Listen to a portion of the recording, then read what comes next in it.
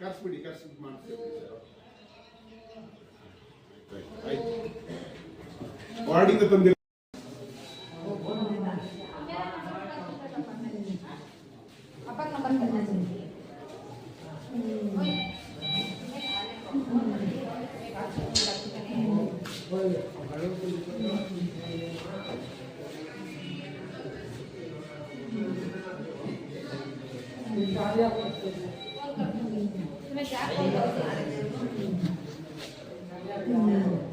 ತಾತ ಯಾವಾಗ ಬಂದ್ರಿ ಸಂಜೆ ಏನು ಹೇಳ್ತಿದ್ದಾರೆ ನೋಡ್ತಿಲ್ವಾ ಇನ್ನ ಯಾರು ಏನು ಹೇಳ್ತಿಲ್ವಾ ಡಾಕ್ಟರ್ ಬಂದು ನೋಡಿಲ್ವಾ